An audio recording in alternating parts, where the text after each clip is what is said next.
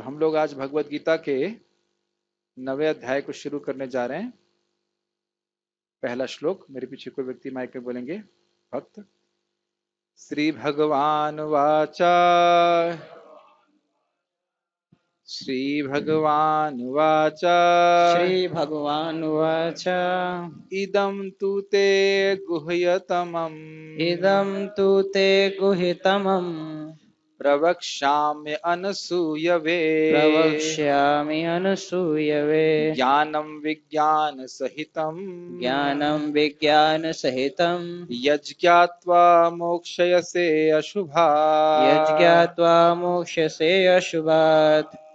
इदं तु ते गुह्यतमम् इदं तु ते गुहितमम् प्रवक्ष्यामि अनसूयवे प्रवक्ष्यामि अनसूयवे ज्ञानं विज्ञान सहितम् ज्ञानं विज्ञानसहितं यज्ञात्वा मोक्षयसे अशुभा यज्ञात्वा मोक्ष्यसे अशुभात्।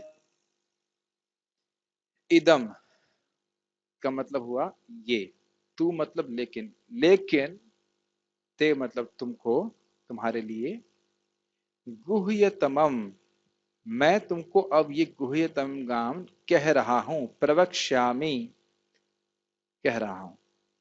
क्यों कह रहे हैं आप मुझे? तो कह रहे हैं अनसूयवे, तुम मुझसे ईर्ष्या नहीं करते हो। श्रील प्रभुपाद जी का कीर्तन बज रहा से बंद कर दीजिए। तो तुम मुझसे ईर्ष्या नहीं करते, अर्थात मेरे गुणों में तुम दोष नहीं देखते हो। तुम बहुत प्रसन्न होगे मेरे गुणों का वर्णन सुन करके। तो आप एकदम स्पष्ट समझ सकते हैं कि शुद्ध भक्ति के रहस्य को वही व्यक्ति समझ सकता है जो भगवान से द्वेष नहीं करता, उनसे ईर्ष्या नहीं करता। ज्ञान विज्ञान सहितम, जो मैं कहूंगा उसमें ज्ञान भी है और रियलाइज्ड नॉलेज, अनुभूत ज्ञान भी है। यज ज्ञात्वा, इसको जानकर, मोक्षय से, तुम मुक्त हो जाओगे, अशुभात, अशुभ से।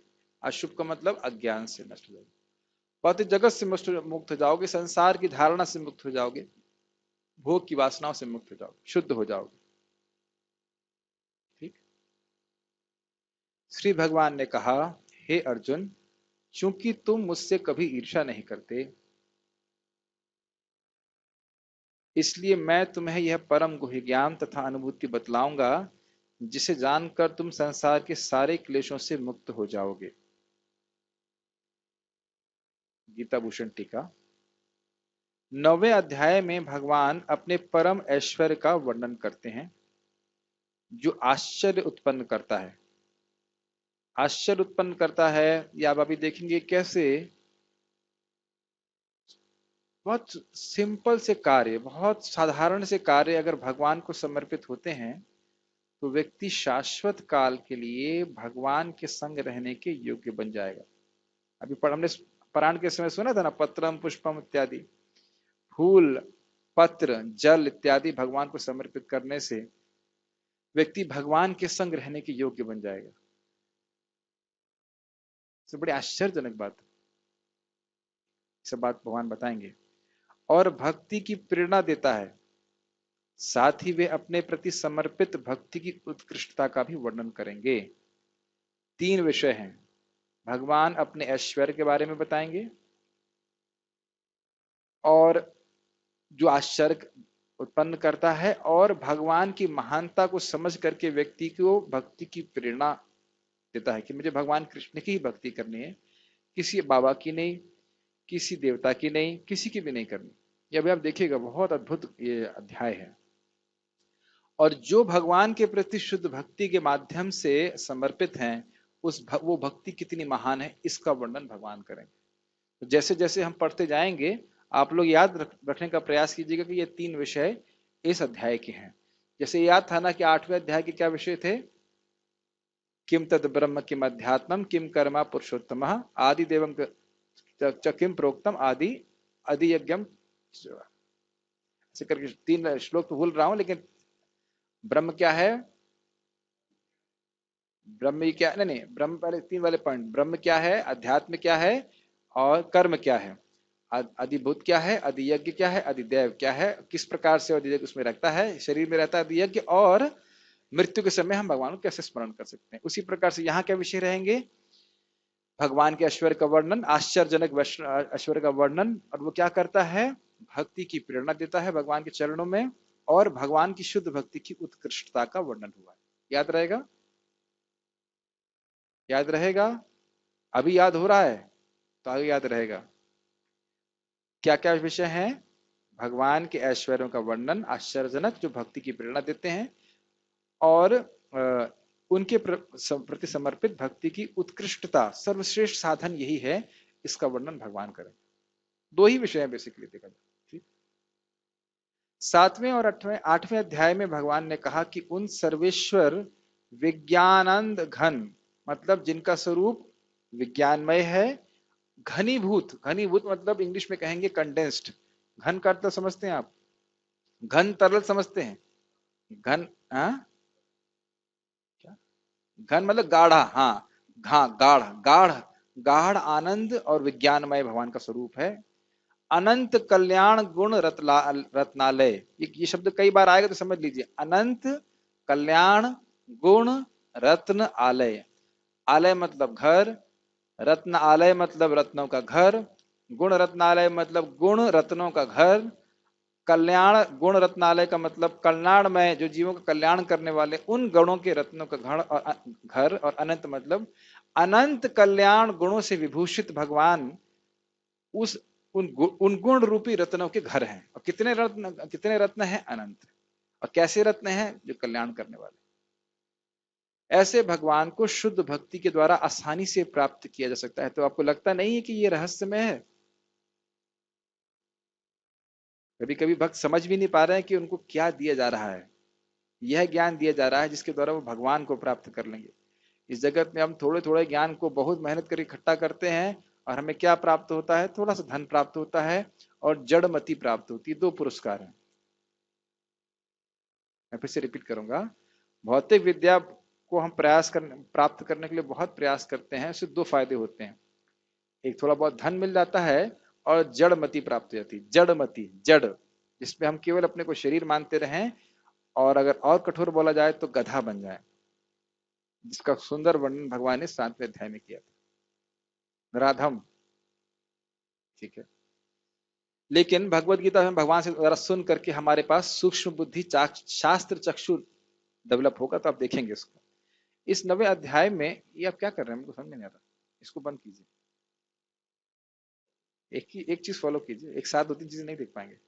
इस 9वें अध्याय में जो अपने ऐश्वर्य का वर्णन करेंगे, जो भक्ति का उद्दीपक है, और भक्ति की शक्ति का वर्णन करेंगे। भक्ति का उद्दीपक आपको समझ में आ रहा है?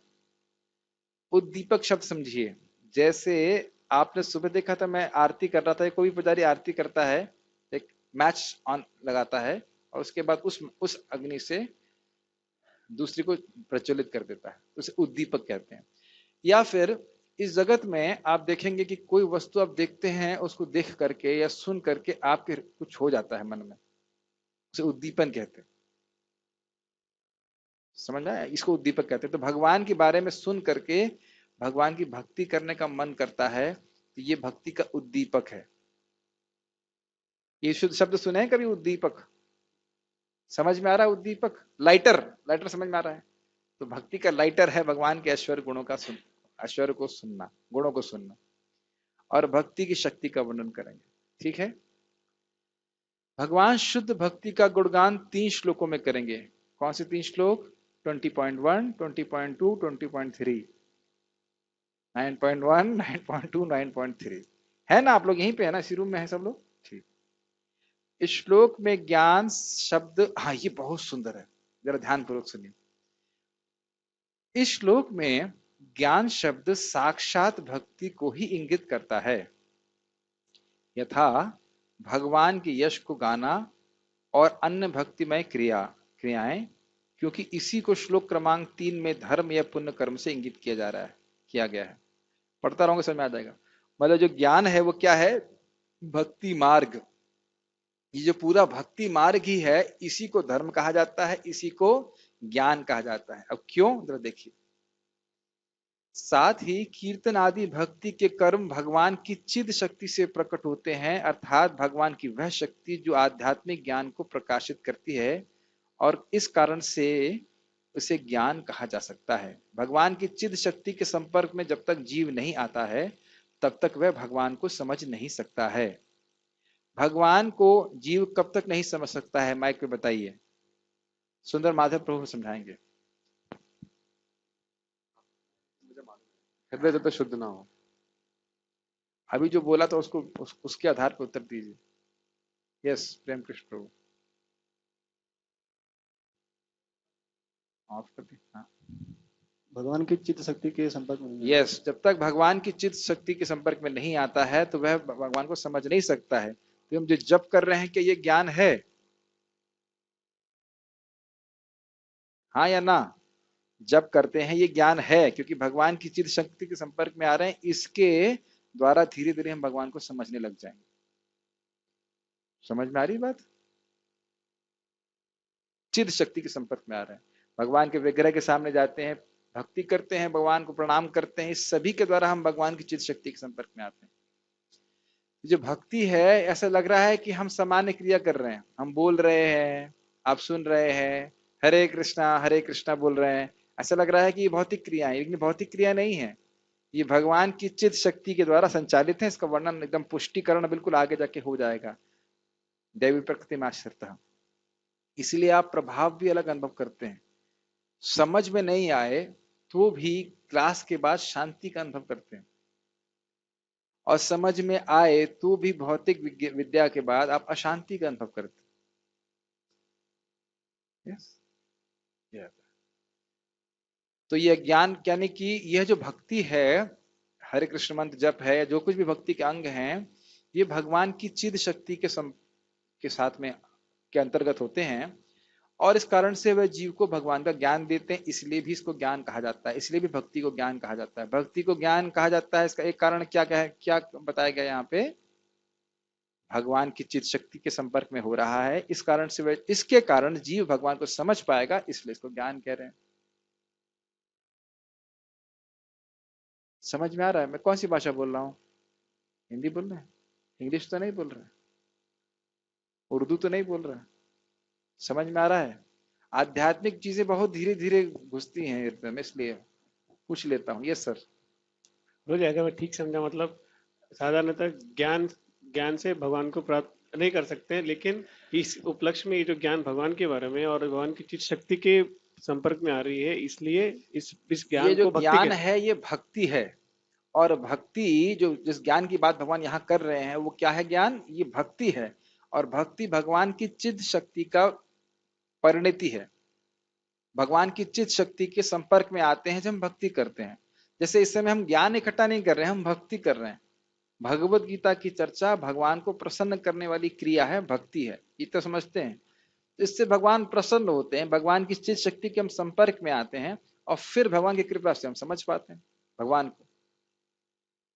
यानी कि तो ये जो ज्ञान शब्द है, ये दिखा रहा है कि ये भक्ति है। ज्ञान शब्द यहाँ पे भक्ति को द्योतित करता है। द्योतित मतलब इंगित करता है, इंगित मतलब इंडिकेट करता है। जब बोला जाएगा कि इदम ते गुहितमम, क्या था श्लोक? प्रवक्ष्यामि अनुसूय ज्ञान विज्ञान सहितम यज्ञात्वा मोक्ष से अशुभा, तो यहाँ पे ज्ञान का अर्थ क्या है? भगवान श्री कृष्ण की भक्ति, ये बात बोली जा रही। कुछ समझ में आ रहा है या? समझ रहा, मतलब यहाँ पे जो 9वें अध्याय में जाने वाले श्लोक है वो ज्ञान है और अन्य ज्ञान नहीं है। भगवान की भक्ति ज्ञान है, बोलिए। भगवान की भक्ति ज्ञान है। 3 बार बोलिए। भगवान की भक्ति ज्ञान है। भगवान की भक्ति ज्ञान है। इतनी बात समझ में आ गया? बस यही समझना था। अब जरा समझिए क्यों भगवान ज्ञान बोल रहे हैं। साथ ही ज्ञान का अर्थ यह भी होता है कि जिससे किसी वस्तु को जाना जाए, अब समझ में आ जाएगा। क्योंकि भक्ति के द्वारा भगवान जाने जाते हैं, इसलिए भक्ति को यहाँ ज्ञान कहा गया है। अब समझ में आ रहा है? बहुत सुंदर अर्थ इन्होंने समझाया है, कितना सुंदर अर्थ है। ज्ञान, ज्ञाता और ज्ञेय। ज्ञाता मतलब जानने वाला, ज्ञेय मतलब जिसको जाना जाए, और ज्ञान मतलब जिससे ज्ञान हो। तो ज्ञाता कौन हुआ? भगवान का भक्त। ज्ञेय कौन हुआ? भगवान कृष्ण। उन्हें कैसे जानेंगे हम? ज्ञान के द्वारा। ज्ञान के द्वारा। भाई ज्ञाता ज्ञेय को ज्ञान के द्वारा जानता है। अब समझ में आया भक्ति को ज्ञान क्यों कह रहे हैं? ज्ञेय कौन है? भगवान कृष्ण। ज्ञाता कौन है? मैं। तो मैं भगवान को कैसे जानूंगा? भक्ति। क्योंकि इस जगत में किसी भी ज्ञेय को ज्ञान के द्वारा ही ज्ञाता जान पाता है। अब समझ में आ रहा है कि भक्ति को ज्ञान क्यों कह रहे हैं, या ज्ञान को भक्ति क्यों कहा जाए? समझ रहे हैं मोहित प्रभु? कोई डाउट? ठीक। ये मुझे बहुत सुंदर अर्थ, मतलब उसका टीका का लगा, सबसे सुंदर अर्थ लगा था। यह सबसे गुह्य ज्ञान है, शरीर से पृथक आत्मा का ज्ञान, जिसका उपदेश दूसरे अध्याय में दिया गया, वह गुह्य है। गुह्य क्यों है? क्योंकि आप जानते हो, हम से प्राय सभी लोग को ही पता नहीं रहता है कि हम शरीर नहीं है, हम आत्मा है। ये पता है? नहीं पता रहता। ऐसे ही देहाध्यास में देह, अपने को देह मानते हो, पूरा जीवन हम काट देते। ये गुह्य ज्ञात है, बात है। आज एक भक्त बहुत अच्छी बात बोल रहे थे, पागल पे दया करो। और हमें लगता है कि कुछ ही लोग पागल हैं लेकिन हम सब लोग पागल हैं। जैसे पागल अपने को भूला रहता है और उसको पता नहीं रहता है कि क्या करना है, क्या बोलना है, उसका क्या प्रभाव होगा, ऐसे ही जितने भी बद्ध आत्मा है उनकी यही स्थिति है। तो इस गुह्य ज्ञान को देना चाहिए। वो अपने को ही नहीं याद रखें कि वो हैं कौन। आपको याद आ रहा है वैसे कोई भागवत का श्लोक? नूनम प्रमत्तः कुरुते विकर्म यदिन्द्रिय प्रीतमापनोति। निश्चित रूप से लोग पागल हैं, क्योंकि इंद्रिय प्रीति के लिए कार्य कर रहे हैं। उनको पता नहीं कि कितने बड़े दुख का निर्माण वो आगे करने वाले हैं। तो ये गुह्य ज्ञान कि हम शरीर नहीं हैं, हम आत्मा है, इस सभी भक्तों को प्रयास करना चाहिए, जितने लोगों के पास पहुंचा सकें पहुंचा दें। न्यूज़पेपर छापता कोई है लेकिन बांटता कोई और है, घर घर जा करके। और बांटने वाले के पास कोई योग्यता नहीं होती कि वो साइकिल चलाना आता है और देना आता है। और कोई योग्यता होती है? हो सकता है वो पढ़ना भी ना जानता हो शायद। तो न्यूज़पेपर वाले से तो हम भक्तों को श्रेष्ठ होना चाहिए। क्यों भाई? न्यूज़पेपर वाले से श्रेष्ठ है कि नहीं? चारणी बात। 7वें और 8वें अध्याय में मेरी शक्तियों का ज्ञान गुह्यतर है, परंतु जो इस 9वें अध्याय में और इसके बाद के अध्याय में वर्णन किया जाएगा वह गुह्यतम है, क्योंकि यह शुद्ध भक्ति के संबंध में है। समझ में आ रहा? शुद्ध भक्ति अन्याभिलाषिता शून्यम, जिसका वर्णन होता है।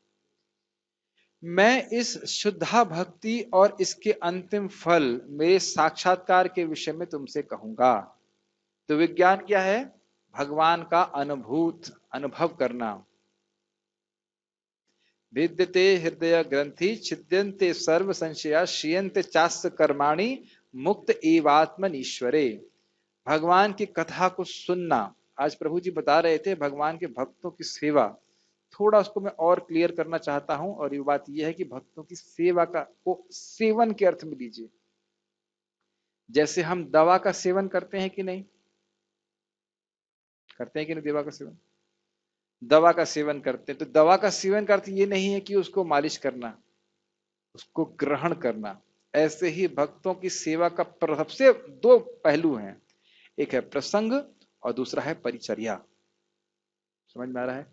तो हम सेवा दोनों ही तरह से पूर्ण होती है। प्रसंग भी करना चाहिए और परिचर्या भी करना चाहिए। परिचर्या मतलब अगर उनको जल चाहिए, शरीर की कुछ आवश्यकता है, वपु की सेवा है, तो वह भी करना चाहिए। और साथ साथ सुनना चाहिए।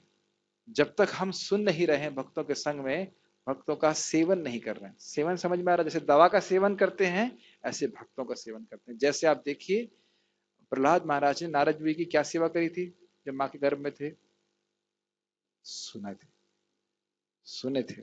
और सुनने से ही नारद जी बड़े प्रसन्न हुए, और उनके हृदय में ये इच्छा थी। ध्यान देना चाहिए एक और बात है कि गुरु के हृदय में जब वो शिष्य में श्रद्धा और स्निग्धता देखते हैं, स्निग्धता मतलब प्रेम देखते हैं, वो प्रेमवश सेवा कर रहा है, तो उनके हृदय में भी इच्छा होती है कि मैं ज्ञान उस शिष्य को दूं। जैसे आप यहाँ भगवान कृष्ण को देख रहे हैं कि नहीं? भगवान कृष्ण अर्जुन के गुरु हैं, और क्या बोल रहे हैं? क्योंकि तुम ईर्ष्या से रहित हो, इसलिए मैं इस गुह्य ज्ञान को तुमको दे रहा हूं। Does it make sense? तो ये एक स्वभाव है, जब आप किसी व्यक्ति को देखते हैं, किसी को प्रचार करें और वह है बड़ा नम्रता से सुनना चाहता है, भले वो बुद्धू हो लेकिन सुनना चाहता है नम्रता से, तो आपकी भी हृदय में इच्छा होती है कि आप उसे समझाएं, और उसके हृदय में भी इच्छा होती है कि वो समझे। तो इस प्रकार से ज्ञान ट्रांसफर होता है। Make sense? यस। तो मैं खाली ये सब बातें क्यों बोल रहा था, ये साक्षात्कार कैसे में परिणत होगा? जब हम सुनेंगे, जब कथा कानों से प्रवेश करती है अंदर, भगवान उसको हृदय को साफ करते हैं, और फिर हमको अनुभूति प्राप्त होती है। ये विज्ञान को समझ लेना चाहिए। कभी कभी हम एक पक्षीय अर्थ लेते हैं सेवा का, कि बस फिजिकल सेवा करनी है और कथा में नहीं बैठना। यह भी नहीं अर्थ होना चाहिए, और यह भी नहीं है कि केवल कथा सुननी है, पानी भी नहीं देना गुरु जी को। हमारा संग क्या है कि हमें बैलेंस प्रोग्राम लेना चाहिए। तो मैं खाली इस बात पे बोल रहा हूँ कि आज जो प्रभु जी ने बताया था, उसको हमें थोड़ा समझना होगा कि भक्तों की सेवा करके कैसे आत्म साक्षात्कार प्राप्त हो जाएगा। कैसे प्राप्त होगा? प्रसंग और परिचर्या। Does it make sense? कौन से शब्द बोले मैंने? प्रसंग और परिचर्या। परिचर्या का मतलब क्या हुआ? पप्पू की सेवा, हाँ, जो आवश्यकता हो वो हो। और प्रसंग मतलब सुनना, साथ में बैठ करके सुनना भगवान की बात। तो यहाँ पे ज्ञान का अर्थ हुआ भक्ति, और बढ़ी हुई भक्ति के द्वारा भगवान का अनुभव साक्षात्कार प्राप्त होना, ये हो गया विज्ञान। फिर से रिपीट करें, ज्ञान क्या है? भगवान की भक्ति, और उस भक्ति के द्वारा जो आपका शुद्धिकरण होगा, उससे भगवान का अनुभव प्राप्त होगा, उसे कहते हैं विज्ञान। Make sense? यस। अपनी कृपा, वह मैं इस गुह्यतम, अपनी कृपा से, क्या लिख दिया इसमें? अपनी कृपा से मैं इस गुह्यतम ज्ञान को, जिसे समझना अत्यंत कठिन है, तुमसे कहूंगा, क्योंकि तुम मेरे गुणों में दोष देखने की प्रवृत्ति से शून्य हो। ये समझ में आता है? ईर्षा। अनुसूया का अर्थ यह है कि व्यक्ति गुणवान है, लेकिन हमें वह गुण नहीं दिखते, बल्कि वह दोष दिखते हैं। मान लो कोई अच्छा कीर्तन गा रहा है, अरे ये तो स्त्रियों को आकर्षित करने के लिए गा रहा है, तुम उसके हृदय में बैठे हो। अच्छा प्रवचन करता है ना, इसकी नाक ठीक नहीं है, नाक साफ नहीं करके आया, या कुछ भी, तिलक ठीक से लगाया नहीं इसने। जबरदस्ती लोग दोष देखते हैं। तो इस प्रकार से भगवान में, हाँ, लेकिन भगवान के संबंध में तो बड़ा स्पष्ट लोग बोलते हैं, बहुत, कितने अहंकारी हैं, खुद को भगवान कहता है। ये दोष देखना हुआ कि नहीं हुआ? भगवान कहें कि मैं जीव हूं, तो भगवान झूठ बोलेंगे ना। वैसे तो भगवान जीव भी हैं, इन द सेंस जीव के रूप में अपने को विस्तारित किए हुए हैं। अगर भगवान कहे सब कुछ है तो वह भी सही है, लेकिन अगर भगवान अपने को भगवान कहते हैं तो वह अहंकार है? वो सत्य बोल रहे हैं। लेकिन सबके सत्य, सबको सत्य क्यों नहीं बोलते? क्योंकि इस सत्य को जान करके जीव को क्रोध आता है। जो बद्ध जीव है, कृष्ण भगवान क्यों है? मैं भगवान हूं, बोलता नहीं है इस प्रकार से। कुछ लोग तो बोल भी देते हैं, और जो लोग नहीं बोलते हैं उनके मन में धारणा यही रहती है। तो समझ पा रहे हैं, भक्ति में प्रवृत्त होने के लिए, भक्ति में आगे बढ़ने की क्या योग्यता है? अनुसूया। दोष नहीं देखना भगवान में, कम से कम भगवान में तो दोष ना देखें। वहां से शुरू करें, फिर धीरे धीरे कर सभी में गुण देखने का प्रयास करें। अन्य जन यह कहकर मेरी निंदा करेंगे कि अपनी शक्तियों का वर्णन करके आप अपनी प्रशंसा कर रहे हैं। तुम इस दोष से रहित हो, अर्थात तुम ईर्षा से रहित हो। इस भक्ति को जानकर तुम इस संसार रूपी अशुभ से मुक्त हो जाओगे। ध्यान देना चाहिए, संसार है क्या? संसार है मन के द्वारा देह और इंद्रियों में आत्मबुद्धि। अगर इससे निवृत्त हो जाए व्यक्ति, तो संसार से मुक्त है। इस जगत में रहते ही वो मुक्त हो जाएगा, बाद में शरीर त्यागेगा तो मुक्त हो ही जाएगा। तात्पर्य पढ़िए कृष्ण प्रभु।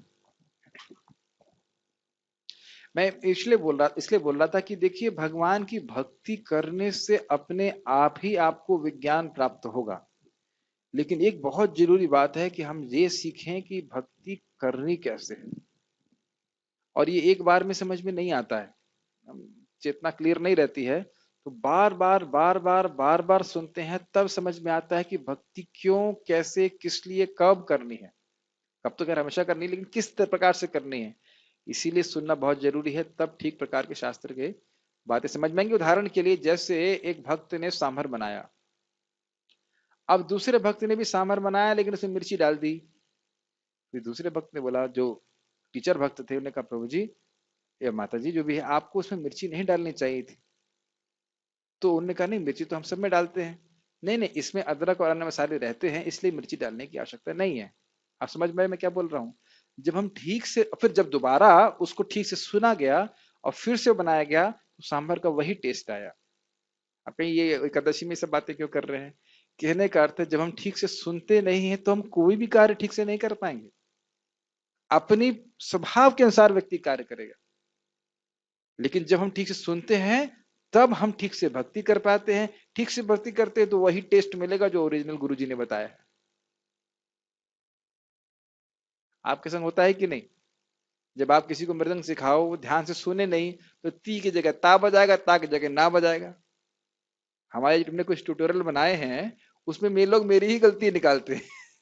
कहते हैं अरे आप ता की जगह ती बजा रहे हो, ती की जगह ता बजा रहे हो। हमने कहा तो पहली बार सीख रहा है, गलती मेरी निकाल रहा है। कि आप जो बोल रहे हो वो बजा नहीं रहे हो। हमने कहा बहुत बहुत अच्छी बात है। हमने कहा हाँ भाई, हम नहीं जानते। तो ये अब देख रहे हैं, गलती खुद नहीं समझ पा रहा है, जो सिखा रहा है उस पर गलती निकाल रहा है। ऐसा होता है कि नहीं कई बार? जब सुन नहीं पाते ठीक से, तो फिर हम कुछ कर भी नहीं पाएंगे ठीक प्रकार से। बहुत दुनिया में भी इस प्रकार से होता है ना? तो इसीलिए भगवान के बारे में जब भक्त लोग सुनते हैं तो उनको बहुत सुख मिलता है। जितना भगवान की महिमा, इसीलिए भगवान की महिमा को अधिक से अधिक जानना चाहते हैं। आप देख रहे हैं कि भगवत गीता के जो अध्याय है पढ़ रहे हैं, एक के बाद कुछ ना कुछ नया, कुछ ना कुछ नया, कुछ ना कुछ नया आपको सीखने को मिलता है। तो भगवान का ये महानता ही है। अभी जैसे मैं ऐसे अनुवाद कर रहा हूँ तो मुझे और अद्भुत महसूस होता है। मुझे हमेशा ही लगता है मैं जब करूँ कि अनुवाद करूँ, कि ये करूँ कि वो करूँ, बहुत टेस्टी है भगवत गीता, रियली बहुत अच्छी है। तो हम लोग भगवान के बारे में सुनने के लिए अधिक अधिक रुचि हमारी होगी तो भगवत धाम जाने की योग्यता प्राप्त होगी। तात्पर्य को यस। भगवान कह रहे हैं कि अगर कोई आप में से ईर्ष्या से रहित हैं और कोई मुझे दोष नहीं देख रहे, इसलिए आप मुझे समझ सकते हैं। तो ये मतलब भगवान असक्षम है किसी को जो ये दोष देख रहा है उसको बताने के लिए? कमी किस तरफ, भगवान की तरफ है कि भक्त की तरफ है? नहीं नहीं, भगवान तो पूरी तरह से सक्षम है, लेकिन कुछ तो योग्यता चाहिए ना। इसीलिए प्रभुपाद जी भगवत गीता की शुरुआत में क्या बोलते हैं? कम से कम सैद्धांतिक रूप से स्वीकार करो कि कृष्ण भगवान है। इतना तो स्वीकार करो कि कृष्ण भगवान है, और जो वो बोल रहे हैं वो अपौरुषेय ज्ञान है, बिल्कुल परफेक्ट है, उसमें कोई गलती नहीं। तो अगर इस प्रकार से व्यक्ति ईर्ष्या करेगा, अगर वहीं पे अगर उसने घुमा दिया कि नहीं तो कृष्ण तो महापुरुष है, बस फिर वो समझ नहीं सकता। और ध्यान देना चाहिए कि इसमें आप अकेले हो क्या? भगवान को समझने में आप अकेले ही कर रहे हैं कुछ काम, क्या भगवान नहीं के बीच में? जब आप कृष्ण को भगवान के रूप में स्वीकार कर रहे हैं, नम्रता से गीता सुन रहे हैं भक्तों के संग में, तो कोई और भी व्यक्ति तो है फैक्टर में। कौन है वो? भगवान स्वयं ही वे आपके हृदय के अज्ञान को नष्ट करने वाले हैं। क्योंकि परंपरा में हम इसको सुन रहे हैं। जैसे ज्ञान का अर्थ क्या हम अपनी तरफ से सोच रहे हैं? नहीं। जैसे बलदेव विद्याभूषण जी महान आचार्य हुए, उन्होंने जो उसका अर्थ लिया वह हम उस प्रकार से स्वीकार कर रहे हैं। हम इसमें कोई अटकलबाजी कर रहे हैं ना, अटकलबाजी नहीं कर रहे कि ज्ञान का क्या अर्थ हो सकता है। जो महान भक्त हैं वह इस बात को समझते हैं, भगवान को हमसे बहुत अधिक ज्यादा समझते हैं, वो शुद्ध भक्त हैं। तो वह जो अर्थ देंगे उसको अर्थ को स्वीकार करके उसका वर्णन करना है। पूयेत ये नहीं पुमान अनुवर्णितेना गुणानुवाद खलु सत्व भावना। गुण अनुवाद, अनुवाद मतलब जैसा वाद पहले हो चुका वही रिपीट करने से हमारा सत्व शुद्ध होता है। तो हम वही रिपीट क्यों करेंगे? क्योंकि हम ये नहीं दिखाना चाहते कि हम अधिक ज्ञानी हैं, हम केवल अपने हृदय को शुद्ध करना चाहते हैं। Does it make sense? तो ये पूर्ववर्ती आचार्यों ने जैसे भगवान को समझा है, और वो भी कैसे समझे हैं पूर्ववर्ती आचार्यों के अनुसार, तो वैसा वर्णन करके हम अपने हृदय को शुद्ध करेंगे। और हम नहीं करते हैं, ऐसा करने से भगवान प्रसन्न होकर के हमारे हृदय को शुद्ध करते हैं। I think clear. यस, तात्पर्य। तात्पर्य, जो जो भक्त भगवान के विषयों में अधिकाधिक सुनता है, त्यों तो वह आत्म प्रकाशित होता जाता है। समझाइए इसको। तो जितने ज्यादा हम भगवान के बारे में सुनते हैं, उतना ज्यादा हमें भगवान के बारे में समझ में आता है भगवान कृपा से। हाँ, और मतलब आत्म प्रकाशित होता है, मतलब भगवान अपने आप प्रकट करते हैं हमको। हाँ, भगवान का ज्ञान जो है वो आपके हृदय में अपने आप प्रकाशित हो जाता है। ऐसे नहीं कि कोई दिव्य ज्ञान हृदय प्रकाशित, कोई एकदम मतलब कोई क्या कहते हैं उसको, क्या बोलेंगे उसको, कोई जादू नहीं होता है। जादू ही है एक तरह से, लेकिन हम जब कुछ करते हैं, जब भक्ति ठीक से करते हैं, तब ये जादू होता है। हृदय धीरे धीरे करके साफ होता है, फिर अपनी स्थिति को हम वाकई समझ पाते हैं। बहुत सुंदर है। नारद जी की जब कभी समय मिलेगा, हम शिक्षाओं को पढ़ेंगे तो बड़ा अच्छा कहते हैं, जैसे ही मेरा ज्ञान नष्ट हुआ तो मैं तुरंत समझ गया कि मैं अपनी स्थूल और सूक्ष्म देह से अलग हूँ। एकदम दिख गया बिल्कुल, जैसे हमें दिखता है ना हमारा कपड़े धोती कुर्ता से बिल्कुल अलग है। उसी प्रकार से उनको बिल्कुल जैसे ज्ञान नष्ट हुआ, तुरंत यह अध्यास समाप्त होगा कि मैं शरीर हूं, स्थूल या सूक्ष्म। अपने आप ही उनको समझ में आ गया, भक्ति करने से, अलग से प्रयास करने की जरूरत नहीं। यस। यह श्रवण विधि श्रीमद् भागवत में इस प्रकार अनुमोदित है। भगवान के संदेश शक्तियों से पूरित हैं, जिनकी अनुभूति तभी होती है जब भक्त जन भगवान संबंधी कथाओं की परस्पर चर्चा करते हैं। देखिए, ये इस विज्ञान को लोग समझ नहीं पाते। बहुत बार लोग सोचते हैं हम पढ़कर समझ लेंगे सब कुछ, लेकिन आपने पढ़ा क्या? सताम प्रसंगाद, प्रसंग याद आ रहा है ना? सताम प्रसंगाद मम वीर्य संविदः भवन्ति हृतकर्ण रसायन कथा। जब भक्तों के संग में आकर के भगवान के गुणों को सुनते हैं तो संविदा, हम समझ पाते हैं, सम्यक विदा, ठीक से समझ पाते हैं भगवान के बारे में। नहीं तो पढ़ रहे हैं, हम पढ़ने के लिए मना नहीं कर रहे, लेकिन पढ़ रहे हैं और क्या समझ रहे हैं हम कुछ कह नहीं सकते। और क्या है, भवंति हृतकर्ण रसायन कथा, और वह कर्ण के लिए रसायन होती है, रस का आयन, रस का आगार या आलय कह लीजिए। आयन शब्द का अर्थ क्या होता है? घर, घर, हाँ वही तो, हाँ विद्यालय तो वो तो बोला, रसालय या रस आयन। कान को बहुत अच्छी लगती। कर्ण रसायन कथा तद जोषणाद आशु अपवर्ग वर्तमनी, उससे मुक्ति का द्वार तुरंत खुलता है। अपवर्ग वर्तमा, वर्तमान का अर्थ होता है हाँ रास्ता, मुक्ति के द्वार खुलता है। श्रद्धा रतिर भक्तिर अनुक्रमिष्यति, क्रम से भगवान में श्रद्धा होती है, आगे जाके वह प्रगाढ़ श्रद्धा हो जाती है तो रति कहलाती है, और आगे जाके वह प्रेम भक्ति में बन जाती है। तो सताम प्रसंग का अर्थ क्या है? भक्तों के संग में आके चर्चा करना, समझ रहे हैं? और इस प्रकार भगवान प्रसन्न होते हैं, परस्पर चर्चा होती है। Make sense? यस। इसे मनोधर्मियों या विद्यालयीन विद्यालयीन विद्याहीन होगा। विद्यालयीन, विद्यालयीन मतलब जो केवल विद्यालय में पढ़ करके आए हैं, भक्त नहीं है। विद्वानों विद्वानों के सानिध्य से नहीं प्राप्त किया जा सकता, क्योंकि ये अनुभूत ज्ञान विज्ञान है। तो भगवान के भक्त इस प्रकार के भक्ति को, पथ को स्वीकार करके अपने हृदय के अज्ञान को नष्ट होता हुआ अनुभव करते हैं, करते हैं। इसलिए भक्तों के संग में आके सुनना चाहिए। जो केवल संस्कृत पढ़ लेगा वो भगवान को समझ लेगा, ऐसा नहीं है। मैंने उदाहरण पहले भी दिया था, फिर से समझाऊंगा कि भाई अगर मैथमेटिक्स की किताब इंग्लिश में लिखी गई, अगर क्या लिखी जाती है, तो जो व्यक्ति इंग्लिश पढ़ा है तो क्या वो मैथमेटिक्स समझ लेगा? It is necessary but not sufficient condition. ऐसा नहीं है, आवश्यक है इंग्लिश जानना, लेकिन इंग्लिश जानने मात्र से व्यक्ति मैथमेटिक्स को नहीं समझ लेगा। समझ लेगा, फ्लूइड डायनेमिक्स समझ लेगा, नहीं समझ में आएगा ना? तो उसी प्रकार से केवल संस्कृत के ज्ञान से व्यक्ति भगवान को नहीं समझ सकता है। भगवान इंद्रियों के परे हैं, कैसे समझ सकता है? भक्ति करके। तो क्या है? पढ़ो भागवत, क्या है एक, हाँ ऐसे नहीं है, सही से बताइए। पढ़ो भागवत गिया तुम्ही भागवतेर स्थाने, भागवत को तुम भागवत के स्थान में पढ़ो। उसका मतलब क्या है? भक्तों के संग में, भक्तों के आश्रय में। समझो कि भागवत का कंक्लूजन क्या है। आगे पढ़िए। भक्तगण परमेश्वर की सेवा में निरंतर लगे रहते हैं। क्यों लगे रहते हैं? क्योंकि वे अपने स्वरूप को भगवान के नित्य दास के रूप में समझते हैं। पढ़िए। और वह क्यों समझते हैं? भक्त संग में आकर सुनते हैं, फिर उसके अनुसार वैसे जीवन यापन करने लगते हैं। फिर भगवान अज्ञान नष्ट कर देते हैं कि तुम इस जगत में भोगता नहीं हो, मुझसे अलग नहीं हो, मेरी सेवा करना ही तुम्हारा परम धर्म है। ये भगवान हृदय में ज्ञान प्रकाशित करते हैं, इसलिए उसमें लगे रहते हैं। यस।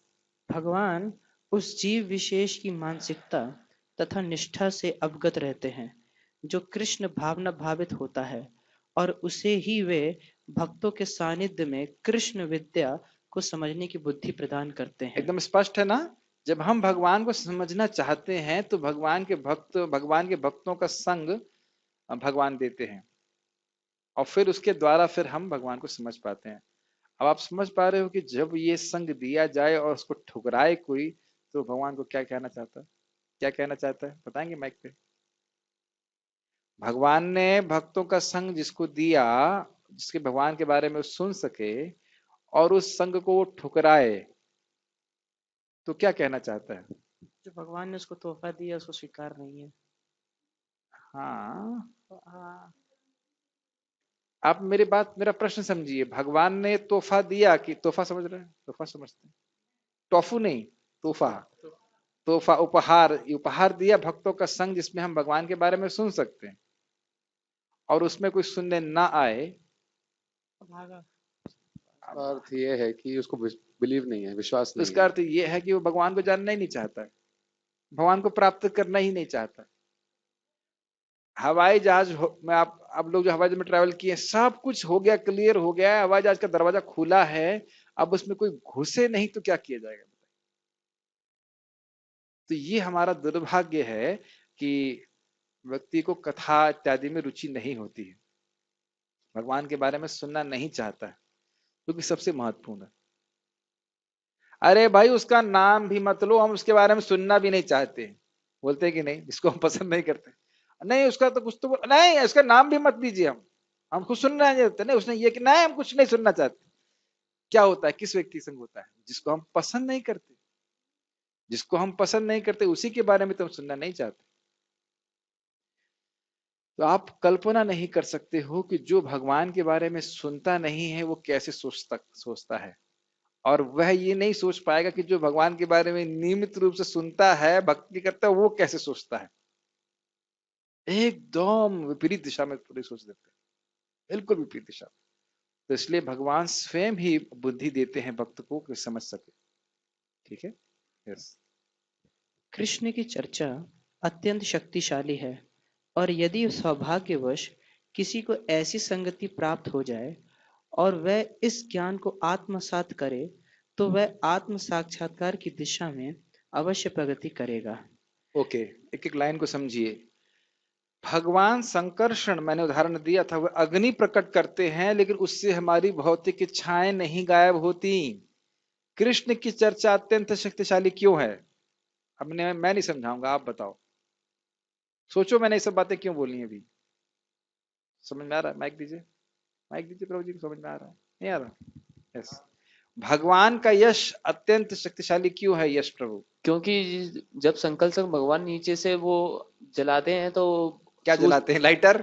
वो क्या करते हैं? वो ब्रह्मांडों को जलाते हैं। भगवानों को जलाते नहीं, हैं? ब्रह्मांड, वो ग्रहों को जो नीचे ग्रहों से। को जलाते। गुड गुड, मैं आप लोग को थोड़ा परेशान करता हूँ ताकि याद है। हाँ ठीक है, तो सही वो बोल रहे हैं। संकर्षण भगवान अपने मुखों से अग्नि प्रकट करते हैं और नीचे के ग्रह जल जाते हैं। फिर तो उससे क्या होता है, जो जीवों के जो सूक्ष्म शरीर पे जो संस्कार बने होते हैं वो नष्ट नहीं होते हैं। Very good. हाँ, तो भगवान की जो भक्ति करता है तो उससे संस्कार जो आदि जन्मों से बने होते हैं वो नष्ट होने लगते हैं। अनादि जन्म से। Very nice. मैं जानबूझकर तुमको बुलवाया ताकि सबको याद रहे। कितनी सुंदर बात है। तो अब बताओ क्या शक्तिशाली है?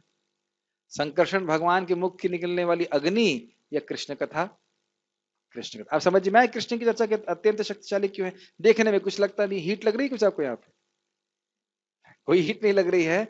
अब कुछ दिन में एसी भी शायद लग जाए यहाँ पे, लेकिन ठंडा, बल्कि ठंडक आ जाती है, बल्कि ये जो अग्नि, कामाग्नि हृदय में जल रही है वह शांत हो जाती है। एटलीस्ट कुछ समय के लिए तो हम महसूस करते हैं। मात्र स्पर्श या छा मुहूर हरे चर्यानु वर्णन, ये जो बार बार भोग की इच्छा जीव की लगी हुई है, इसकी एकमात्र औषधि है भगवान की चर्चाओं को, भगवान की हरे चर्यानु वर्णन, भगवान की लीला कथा को बार बार सुनना, बारंबार सुनना।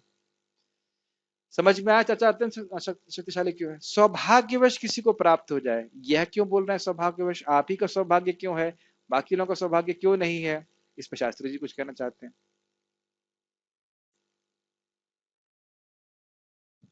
सौभाग्यवश किसी को संग ऐसी संगति प्राप्त हो जाए, सब किसी भक्तों ने देखा, मतलब उन्होंने, उनसे हम लोग मिल गए, उन्होंने कृपा कर दी, इसलिए सौभाग्य।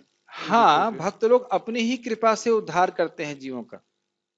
उनके हृदय में जो भक्ति की देवी के द्वारा द्रवीभूत होने का गुण आ जाता है, बहुत कोमलता जाती है। वह कोई हमको, हम लोग थे ना पूछने गए थे, कोई भक्त यहाँ उपस्थित है जो पूछने गया था गुरु जी के पास, गुरु जी मैं कौन हूँ, के आमी के ने आमा जा रहा था पत्र है, कोई नहीं पूछने गया था।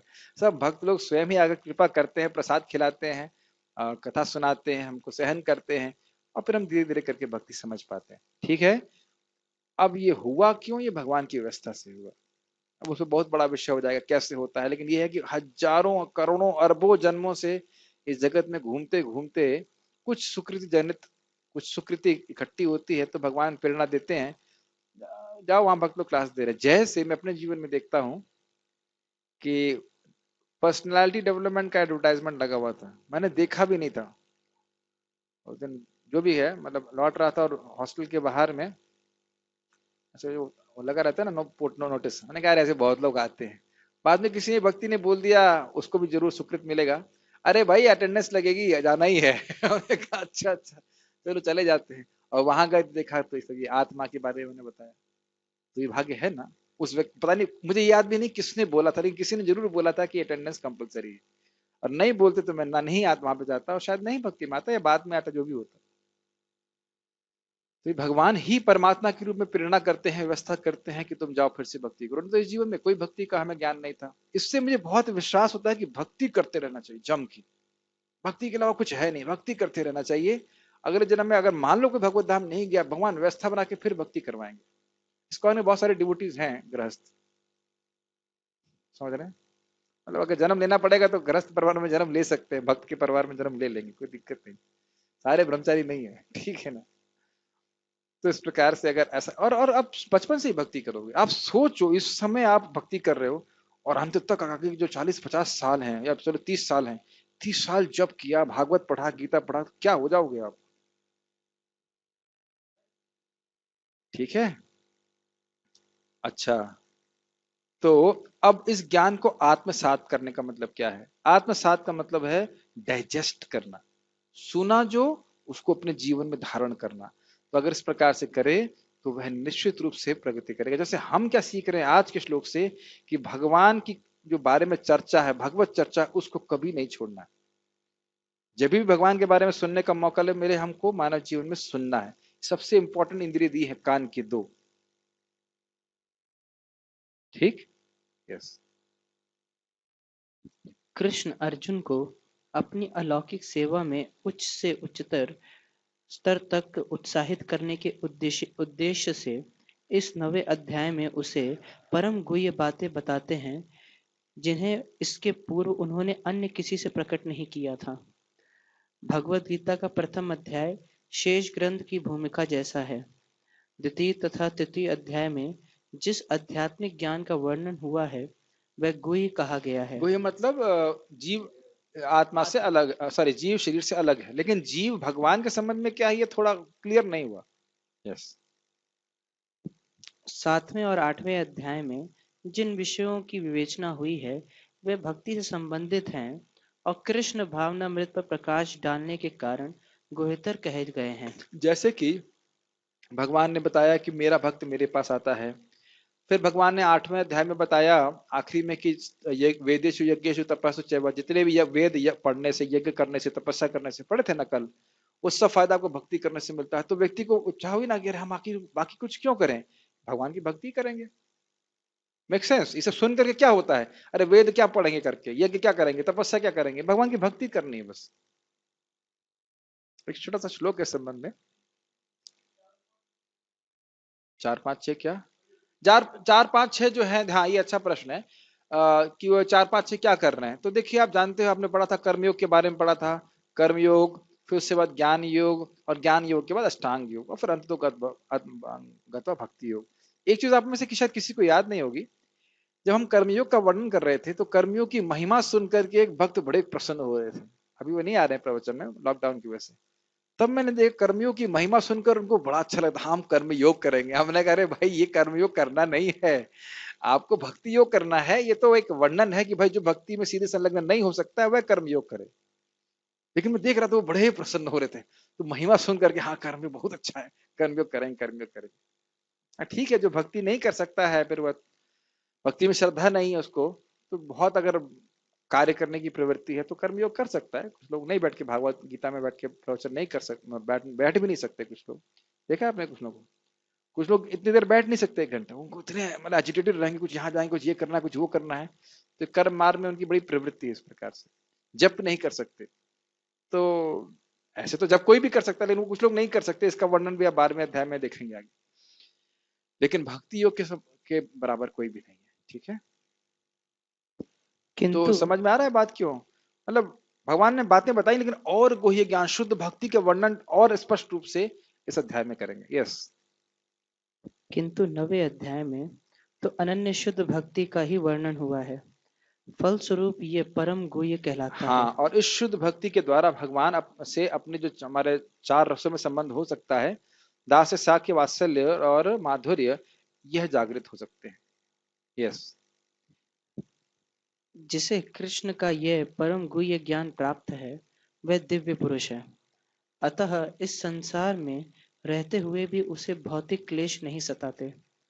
भक्ति रसामृत सिंधु में कहा गया है कि जिसमें भगवान की प्रेमा भक्ति करने की उत्कृष्ट इच्छा होती है, वह भले ही इस जगत में बद अवस्था में रहता हो, किंतु उसे मुक्त मानना चाहिए। समझ में आया? आपने बात ध्यान दी, भगवान की प्रेमा भक्ति करने की उत्कृष्ट इच्छा।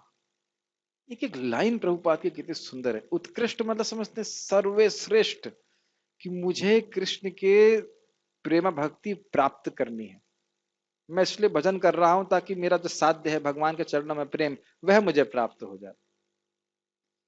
ये इतना आसान मत सोचिएगा, कई बार सुनेंगे तब धीरे धीरे समझ में आएगा कि मैं भक्ति कर क्यों रहा हूं।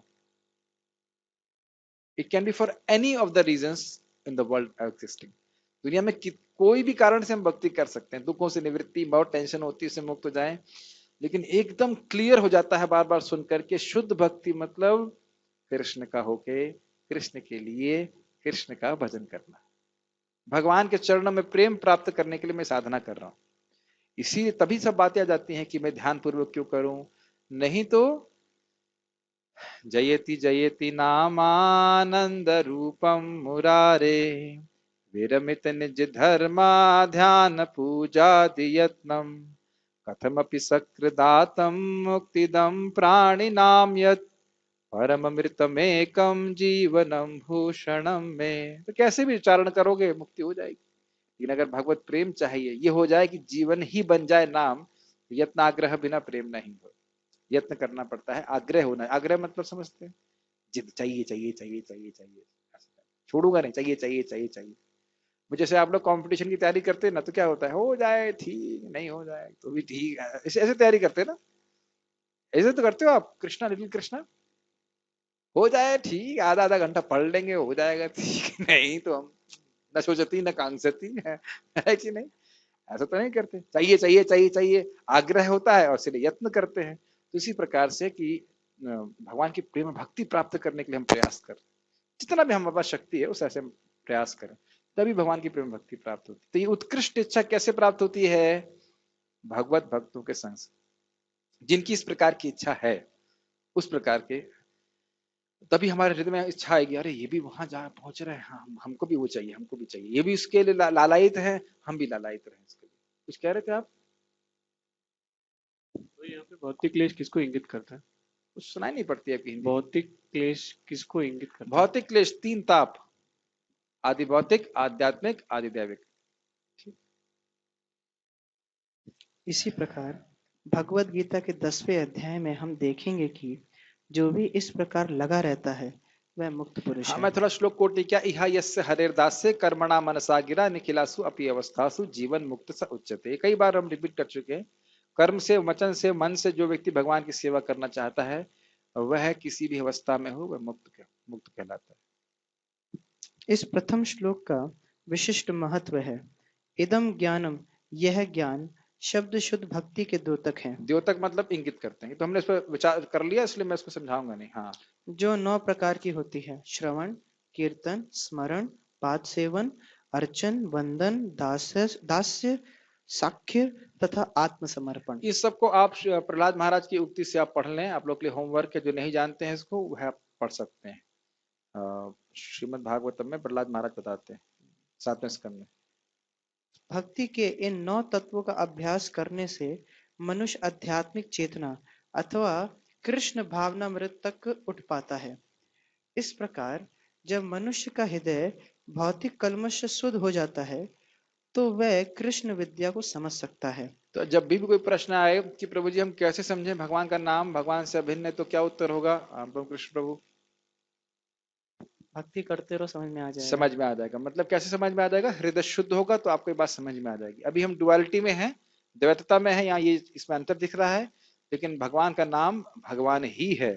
जैसे याद आ रहा था ना, ओम ब्रह्म ही है, उसी प्रकार नाम भगवान है।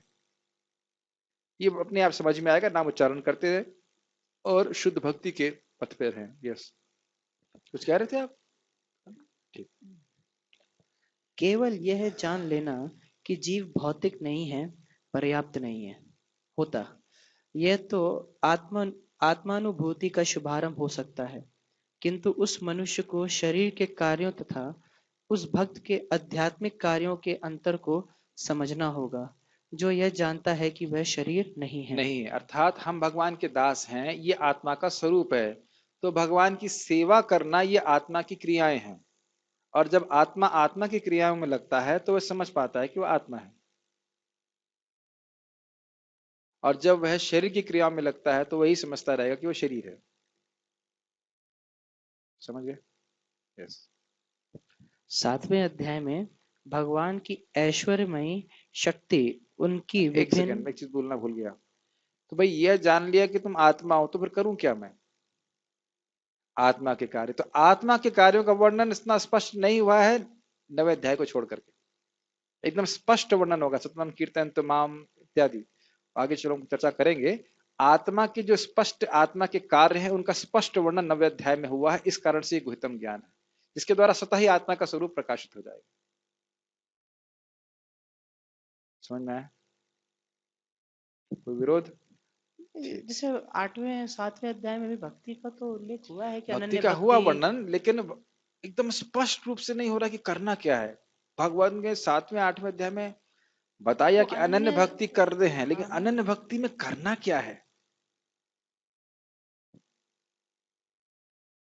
अनन्यास चिंतयन्तु माम, ये बना पर्युपास्य, सब ये तो इसी में, सॉरी, 9वें अध्याय का भी हम बोल ही रहते हैं।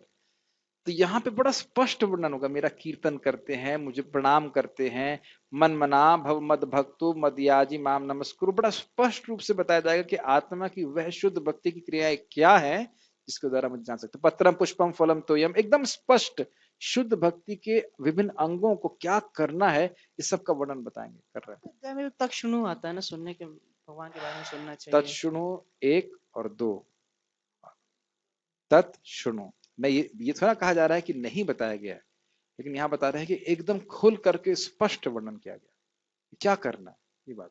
ठीक है। ऐश्वर्यमयी शक्ति उनकी विभिन्न शक्तियों परा तथा अपरा तथा इस भौतिक जगत का वर्णन किया जा चुका है। अब 9वें अध्याय में भगवान की महिमा का वर्णन किया जाएगा। इस श्लोक का एक छोटी सी अनुसूयवे बात सोचिए, आप पत्र पुष्प कुछ दे रहे हैं और भगवान स्वीकार कर रहे हैं कि भगवान की महिमा का वर्णन हुआ कि नहीं, और क्या, क्यों स्वीकार कर लेते, इसमें इसमें कौन सी बड़ी बात है? मेरे को आपने माला दिया, मैंने स्वीकार कर लिया, इसमें महिमा क्या हो गई? बात ये है कि भगवान इतने बड़े हैं और हमारे जैसे व्यक्ति तो जोर से बोलिए। भगवान इतने लाइक उनके कितने सारे लोग सेवा कितने कर बड़े रहे हैं हैं। भगवान? हाँ, ये अनंत सही, है भगवान, तो अनंत है भगवान। कितने सेवक है भगवान के पास? मतलब अनगिनत सेवक है उनके। अनगिनत, अनगिनत मतलब कुछ आप नहीं गिन पा रहे हैं? नहीं तो असंख्य सेवक हैं। असंख्य कितना सेवक है, प्रेम है उनके पास?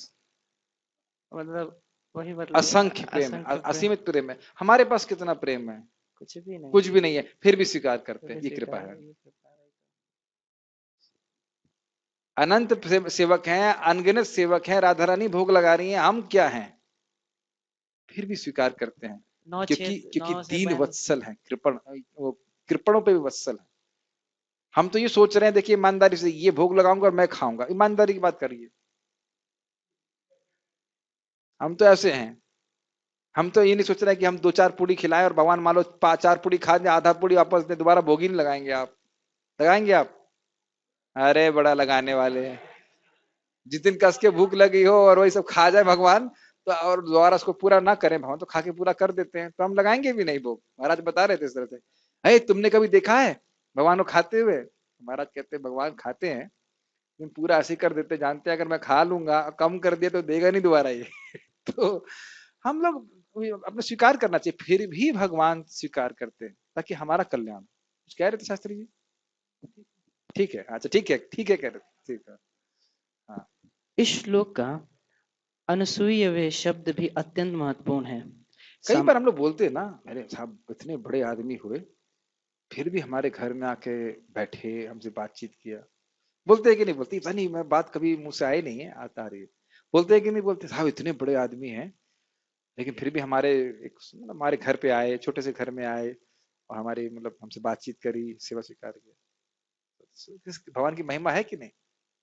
यस, हाँ, अनुसूय शब्द भी अत्यंत महत्वपूर्ण है। हाँ, सामान्यतया बड़े से बड़े विद्वान भाष्यकार भी भगवान कृष्ण से ईर्ष्या करते हैं। हाँ, वो सोचते हैं इसको क्यों भगवान बोल रहे हैं, ये क्यों भगवान है, इसे क्यों भगवान मानते हैं, ये भावना रहती है। यहाँ तक कि बहुश्रुत विद्वान भी भगवत गीता के विषय में अशुद्ध व्याख्या करते हैं। बहुश्रुत मतलब जिनको बहुत लोग सुनते हैं, खूब प्रवचन होता है, लेकिन वो भगवान से ईर्ष्या करते हैं। चूंकि वे कृष्ण के प्रति ईर्ष्या रखते हैं, अतः उनकी टीकाएं व्यर्थ होती हैं। केवल कृष्ण भक्तों द्वारा की गई टीकाएं ही प्रमाणिक हैं। अब देखिए क्या गलत इंटरप्रिटेशन कभी कभी भक्त लोग कर देते हैं। कहते हैं भक्त्या तु भागवत ग्राह्य न तो टीकया न तु मेधया। ये श्लोक परफेक्ट है कि भक्ति के द्वारा भागवत को ग्रहण किया जाता है, टीका से नहीं और बुद्धि से नहीं। इसका मतलब क्या है? प्रभुपाद जी इसका अनुवाद करते हैं, इमेजिनरी टीका और अपनी बुद्धि के प्रयास। नहीं तो अभी हम प्रभुपाद जी की टीका क्यों पढ़ रहे हैं फिर बताइए? यानी कि भक्ति का मतलब ये पूर्ववर्ती आचार्यों के अनुसार अनुवर्णन करना, सुनना उसको। अनुवर्णन मतलब अनुश्रवण भी हुआ ना। लेकिन ये नहीं सोचना चाहिए कि जो हम इमेजिनरी टीका करते हैं ना, जो दुनिया में जितने सारे लोग कर रहे हैं अपने मनगढ़ंत तरीके से, उसके द्वारा हम गीता भागवत को नहीं समझ सकते। यस, कोई भी ऐसा व्यक्ति जो कृष्ण के प्रति ईर्ष्यालु है, वह ना तो भगवत गीता की व्याख्या कर सकता है, ना पूर्ण ज्ञान प्रदान कर सकता है।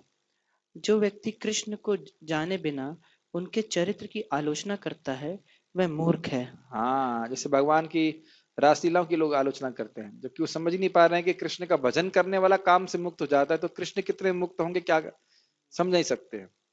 और भगवान अखंड ब्रह्मचारी हैं।